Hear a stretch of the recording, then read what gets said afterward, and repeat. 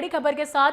तो बीजेपी की राष्ट्रीय कार्य समिति की बैठक हुई है। मीटिंग से आज छत्तीसगढ़ लौटेंगे बीजेपी नेता अरुण साव, रमन सिंह समेत कई वरिष्ठ नेता हुए शामिल। तो बीजेपी की राष्ट्रीय कार्य समिति की बैठक हुई है। इस मीटिंग से आज छत्तीसगढ़ के जो भी बड़े नेता हैं वे वापस लौटेंगे। बताया जा रहा है कि अरुण साव, रमन सिंह समेत कई वरिष्ठ नेता इस मीटिंग में शामिल हुए थे। तो इस वक्त की बड़ी खबर, बीजेपी की राष्ट्रीय कार्य समिति की बैठक हुई। इस मीटिंग में छत्तीसगढ़ के जो नेता शामिल हुए थे वे आज वापस लौटेंगे। बताया जा रहा है कि प्रदेश अध्यक्ष अरुण साव, पूर्व सीएम रमन सिंह समेत कई वरिष्ठ नेता इस मीटिंग में शामिल हुए थे।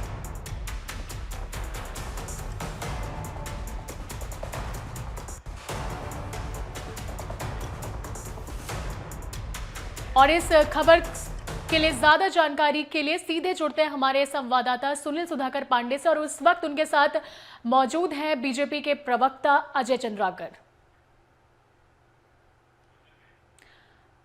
तो राष्ट्रीय कार्य समिति की बैठक हुई है सुनील, कई जो नेता हैं वो इसमें शामिल हुए। क्या कुछ प्रमुख एजेंडों पर चर्चा की गई है, आप उनसे पूछिए।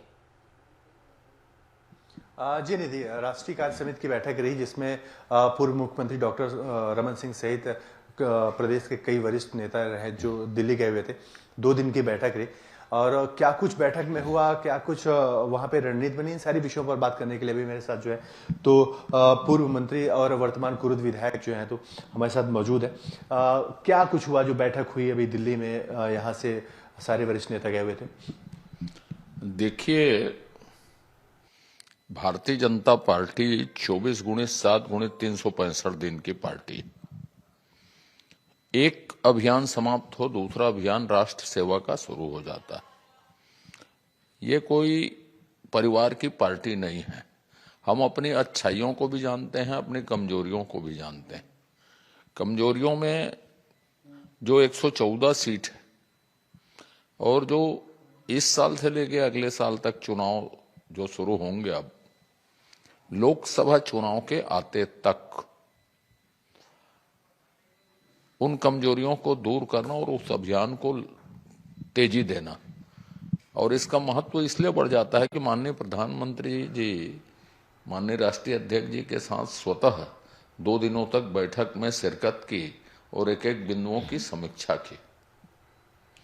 तो भारतीय जनता पार्टी तीसरी बार केंद्र की सत्ता में लौट रही है। छत्तीसगढ़ में कोई अब दुर्घटना नहीं होगी। हम पूर्ण बहुमत के साथ यहां सरकार बनाएंगे 2023 नवंबर के चुनाव में। दावा है कि 2023 का जो चुनाव होगा उसमें केंद्र में भी लौटेगी और जो विधानसभा का चुनाव होगा उसमें भी लौटेगी। जी निधि।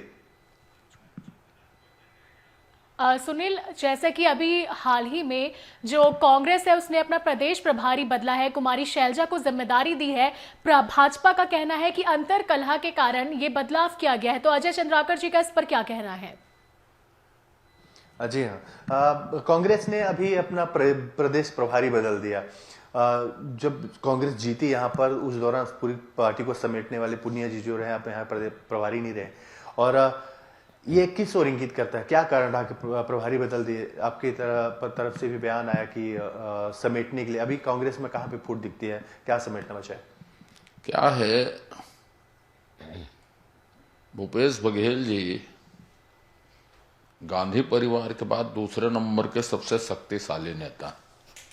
उनके सामने प्रभारी कोई महत्व नहीं रखते और उन्होंने अपनी कई तरह की क्षमताओं से हाईकमान को प्रभावित करके रखा। शैलजा जी भी आ रहे हैं, वो अनुभव गिनाने भर के हैं। वो एक शेडो प्रभारी रहेंगे भूपेश बघेल जी के सामने। और वैसे भी शैलजा जी को शीत युद्ध के लिए जाना जाता है, संगठन के लिए नहीं जाना जाता। सबने कहा है कि हरियाणा की लड़ाई को खत्म करने या कम करने के लिए उनको भेजा गया है।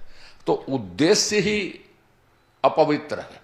हरियाणा को ठीक करने के लिए उसको छत्तीसगढ़ शिफ्ट किया गया है, न कि छत्तीसगढ़ में कोई स्पेशल काम करने के लिए भेजा गया है। तो भूपेश बघेल जी के सामने इन सब की कोई बकत नहीं है, कोई औकात नहीं है। वो अपने आप में एक छत्रप है कांग्रेस में। अब समय आएगा तो वो नेहरू गांधी परिवार से भी आगे जाएंगे। तो यहाँ पर जो स्वास्थ्य मंत्री और मुख्यमंत्री जी के बीच में बातें चलती हैं, आप लोग लगातार बयान देते रहते हैं, तो वो जो दूरी है वो नहीं मिटने वाली है, कुछ नया ही इसमें है। स्वास्थ्य मंत्री जी तो अपमान सहने के लिए कांग्रेस में है। उन्होंने अपमान को अपनी नियति के तौर पर स्वीकार कर लिया है। अभी तहसीलदार लेवल का अधिकारी जांच करने के लिए कमेटी बनाई है पटवारियों के लिए, उसके कुछ जमीन जायदाद की। एक विधायक रोज उसके खिलाफ बयान देता है, हत्या तक कर देंगे करके बयान देता है, लेकिन मुख्यमंत्री जी उसको कुछ भी नहीं कहते। तो जो वातावरण है उससे अब यह साबित हो गया 4 साल में कि बाबा साहब जो हैं अपमान सहने के लिए कांग्रेस में थे।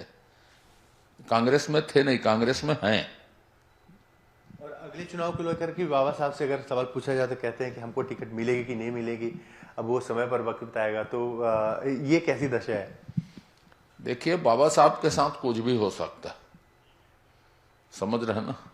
लेकिन मैंने कहा ना कि जो उनकी आन बान शान है, जो पीढ़ियों की पहचान है, तो ये भी 114वीं 17वीं पीढ़ी के राजा है। तो मैं हमेशा उनसे कहता हूं कि महान विरासत पे आप गर्व कीजिए, शरणागत मत होइए किसी के भी। अपने पुरखों के मान सम्मान की रक्षा कीजिए और देख रहे हैं स्वर्ग से आप किस हद तक जा सकते हैं उसको। सुनील, कल भानु प्रतापपुर जो उपचुनाव है उसके जो नतीजे आने वाले हैं, तो अजय चंद्राकर का इस पर क्या कहना है? क्या इस बार बीजेपी जीत दर्ज करेगी? क्योंकि पिछले जो 4 उपचुनाव हुए हैं वो कांग्रेस के खेमे में गए हैं, कांग्रेस ने जीत दर्ज की है। तो जो ये 5वां उपचुनाव है, तो क्या इस पर बीजेपी दर्ज करेगी? जी जी जी, अभी भानु प्रतापपुर में उपचुनाव हुआ, इसके पहले प्रदेश में कई उपचुनाव हो चुके हैं, तो हर बार कांग्रेस ने तहसील नए जिले बनाने की घोषणा कर दी। इस बार कोई घोषणा भी नहीं हुई कि जिला बना देंगे। उसके बाद भी जो भाजपा के प्रत्याशी थे वो उनको आखिर में फिर हिरासत में लिया गया, कई सारी कंट्रोवर्सी रही। तो क्या लगता है भाजपा की स्थिति क्या होगी? और कांग्रेस जिस तरह से आश्वासित है कि हम ही जीत रहे हैं, तो वो कहां तक सच है? देखिए, आप उसको कई तरीके से अध्ययन कीजिए।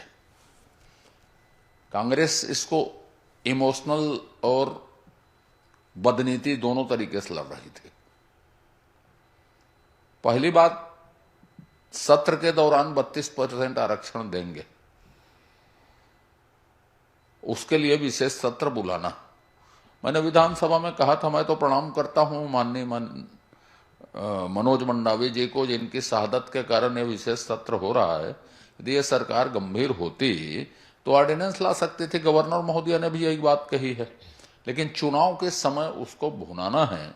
और मैंने विधानसभा में कहा था कि गन पॉइंट में क्वांटिफाइबल डाटा आयोग का रिपोर्ट जल्दी से लिखवाया गया, और लिखवाने के कारण है उसको सार्वजनिक नहीं कर रहे ना। वो क्वांटिफाइबल डाटा आयोग कब बनी, कैसे बनी, किसने बनाई, इसको भूपेश बघेल जी जानते हैं। उसकी रिपोर्ट भी भूपेश बघेल जी को ही सौंपी गई, और उसके बारे में सिर्फ भूपेश बघेल जी ही बात करते हैं। हम लोग किसी प्रदेश के किसी आदिवासी को भी नहीं मालूम, ना ओबीसी को नहीं मालूम, ना किसी को नहीं मालूम। तो एक हथकंडा ये अपनाने की कोशिश की। दूसरा हथकंडा, उन्होंने कहा कि आदिवासी बिकाऊ है।